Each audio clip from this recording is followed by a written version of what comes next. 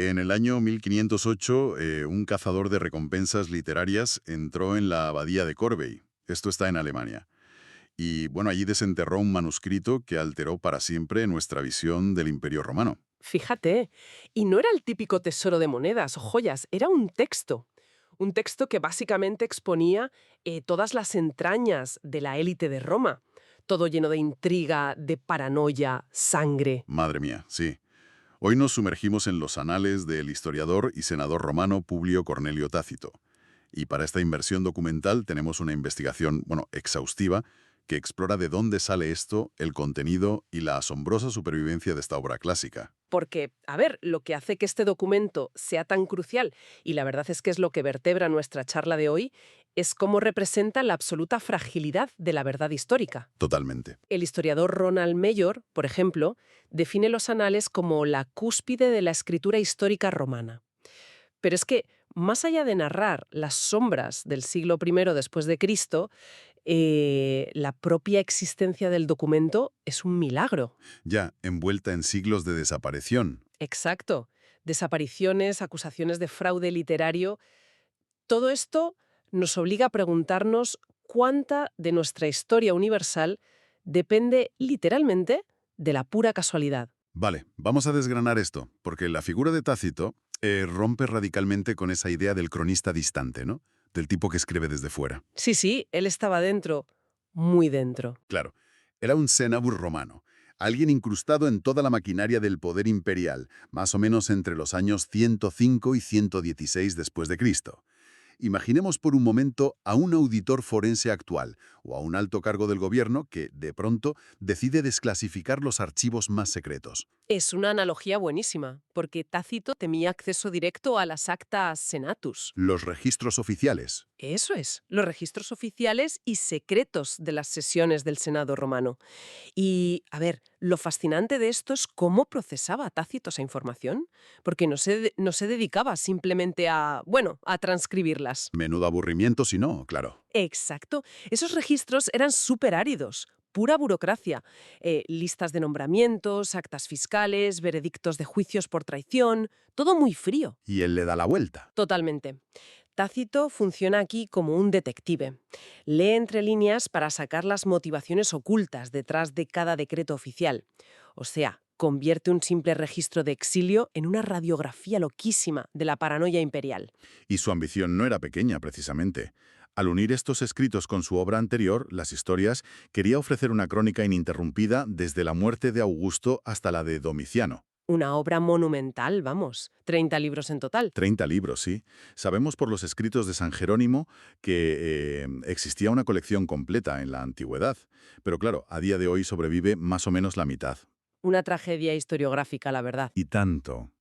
Tradicionalmente se asignan 16 libros a los anales, cubriendo desde el año 14 hasta el 68 después de Cristo. O sea, de Tiberio a Nerón. Aunque, fíjate en un detalle curioso, el título original en los manuscritos no era Anales. Ah, no, no. Era un nombre mucho más solemne. Sí, libros de historia desde la muerte del divino Augusto. Lo de Anales se fue quedando simplemente por su estructura, ¿no? Esa narración estricta año por año. Y de hecho, esa misma estructura cronológica, el avanzar así año tras año sin parar, es lo que proporciona un contrapeso rígido a la fluidez de su análisis psicológico. Claro, le da base documental. Eso es. Ayuda a anclar toda la narrativa en la burocracia institucional de Roma. Le da una pátina de objetividad gubernamental a lo que en el fondo es una disección implacable de cómo se desmanteló la República. Una disección que, a ver, revela una visión del poder súper paradójica, porque Tácito no es que pida una revolución para derrocar al emperador. No, para nada. Él es muy pragmático. Eso es, reconoce el Principado, el sistema imperial unificado, como algo ineludible. Después del caos de la República tardía, admite que Augusto trajo estabilidad, pero a la vez muestra cómo esa misma paz pudre a las instituciones desde dentro. Convirtiendo a la aristocracia en una clase servil. Y aquí, a ver, aquí tengo que plantear algo que me parece desconcertante, un conflicto gordo. Tácito era senador, formaba parte de esa misma élite. Sí, estaba sentado en esos mismos escaños. Pues por eso, ¿no resulta súper contradictorio e incluso hipócrita que describa a sus propios compañeros como una panda de aduladores cómplices de la tiranía? O sea, es una condena a sí mismo. Es una pregunta buenísima. Y a ver, si conectamos esto con el panorama general, ese nivel de acidez hacia su propio entorno refleja el inmenso conflicto interno que tenía Tácito. Es un pensador muy atormentado. Atormentado por el pragmatismo, ¿verdad? Exactamente. Por un lado, él valora la administración centralizada, la paz en las fronteras. Es un hombre de Estado, al fin y al cabo. Pero por otro lado, siente un rechazo visceral al ver cómo la antigua dignidad republicana ha desaparecido. Sustituida por la adulación pura y dura para sobrevivir. Claro, y esto explica su postura tan crítica frente a una cosa que se llamaba el exitus illustrium virumum. Las muertes de los hombres ilustres. Eso es, esa tendencia de resistencia pasiva que se puso súper de moda entre la nobleza durante el reinado de Nerón, básicamente terminaban en suicidios altamente teatrales. Ah, sí. Convertir tu propia muerte en un espectáculo político. Como diciendo, esta es mi última gran declaración contra el tirano. Pues a Tácito eso le parecía inútil, esténil y hasta egoísta. Vaya, Sí, sí. Él pensaba que un suicidio estoico y grandilocuente podía inspirar obras de teatro muy bonitas. Pero, a ver, no lograba gobernar una provincia, no protegía las fronteras. ni evitaba que el tirano siguiera haciendo de las suyas. Exacto. Para él, el verdadero heroísmo bajo una dictadura no era el martirio vanidoso, era el sacrificio silencioso. Quedarte ahí, trabajando por el bien público, navegando la tiranía sin sucumbir a ella y sin buscar la salida fácil. Menuda visión tan descarnada del deber cívico. Y esa misma agudeza clínica la usa para construir los perfiles de los emperadores, explicando cómo la tiranía te corroe la mente por completo.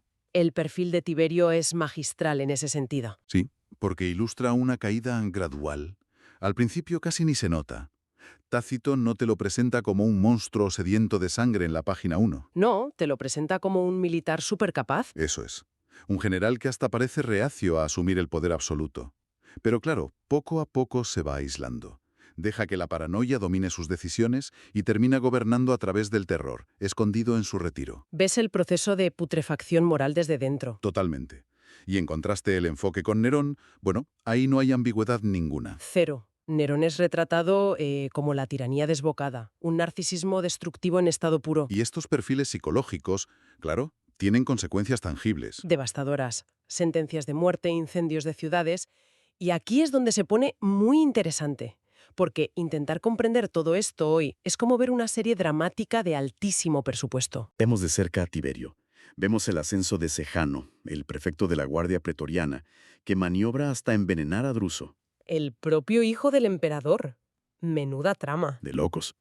Tiberio se larga a la isla de Capri, desata los juicios por traición.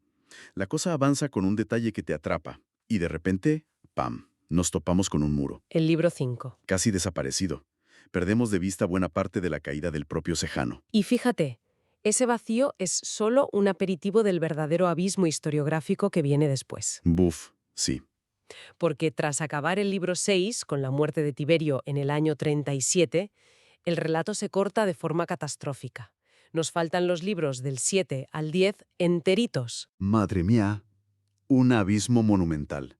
O sea, nos quedamos sin el reinado de Calígula por completo. Todo Calígula borrado. Y los primeros años de Claudio nos quitan la perspectiva interna del Senado en uno de los momentos de mayor inestabilidad, cuando el sistema casi colapsa. Es que cuando la narración vuelve, en el libro 11, ya estamos en el año 47, a mitad del reinado de Claudio. Ya ha pasado de todo. Claro, en esos libros recuperados, el 11 y el 12, vemos cosas increíbles. La caída y ejecución de la emperatriz Mesalina. Telita con Mesalina. Ya te digo, la resistencia en Britania con Caratacus y la decisión política que lo cambia todo. Claudio adopta a un joven llamado Nerón. Lo que nos lanza de cabeza a los libros 13 al 16, una espiral de caos brutal. Tácito detalla cómo Nerón planea el asesinato de su madre Agripina, el gran incendio de Roma. La revuelta de Boudica en Britanio. Exacto. Y en la capital, el fracaso de la conspiración de Pisón. Y es escalofriante cómo Tácito, con una frialdad tremenda, narra esos suicidios forzados que él mismo rechazaba, el de Séneca, el de Lucano, el de Petronio. Es que ese libro 16 adquiere un ritmo agobiante, claustrofóbico, de verdad. Las purgas, la persecución a la nobleza. Parece que Tácito estaba preparando el terreno para justificar que ese régimen iba a colapsar sí o sí. Llevándonos hacia la guerra civil del año de los 4 emperadores que ya había contado en las historias. Exactamente. Pero entonces, a mediados del año 66 después de Cristo, se corta. En seco, la última frase se queda ahí, suspendida, antes del clímax de Nerón. Nos falta la bisagra exacta entre los anales y las historias. Es desesperante. Mucho. Y contemplar esta laguna nos obliga a plantearnos el misterio inverso. A ver, sabiendo cuánta información se ha perdido para siempre, ¿cómo sobrevivieron los fragmentos que sí tenemos? Es que la procedencia de los anales es un rompecabezas logístico que sobrevivió de milagro a la Edad Media. Los manuscritos no aparecieron todos juntos en una caja fuerte. Que va, aparecieron a cuentagotas. Totalmente. La segunda mitad, los libros del 1 al 16, salieron de la biblioteca de la Abadía de Montecassino, en Italia. Se cree que los descubrieron en el siglo XIV humanistas como Zanobi da Strada o el mismísimo Giovanni Boccaccio. Boccaccio, el del Decamerón. Ese mismo. Y por otro lado, la primera sección, los libros del 1 al 6, se quedaron ocultos hasta 1508. En la abadía de Corvey, en Alemania, que comentábamos al principio. Exacto. Descubiertos por Giovanni Angelo Arcimboldi de forma totalmente independiente. Fue el Papa León X quien juntó las dos partes y las publicó en Roma en 1515. ¿Y entonces qué significa todo esto? Porque claro, esta reaparición por fascículos, sumada a lo bien escrito que está, plantó una semilla de duda enorme. Y tanto que creció esa semilla. Sí, sí.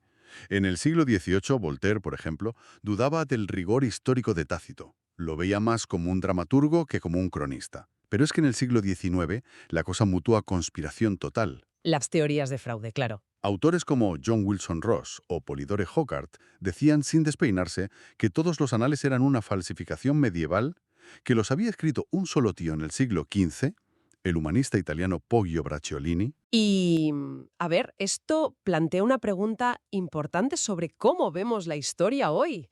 No es solo la acusación en sí, es ¿por qué sospechaban? ¿Por qué crees que sospechaban tanto? Pues porque la narrativa de Tácito encaja demasiado bien con nuestra visión moderna de un tirano. Sus reflexiones son tan cínicas, tan afiladas, que a los críticos del siglo XIX les explotaba la cabeza pensando que solo había escrito un senador del siglo I rodeado de burócratas. Les parecía demasiado bueno para ser real antiguo, ¿no? Exacto.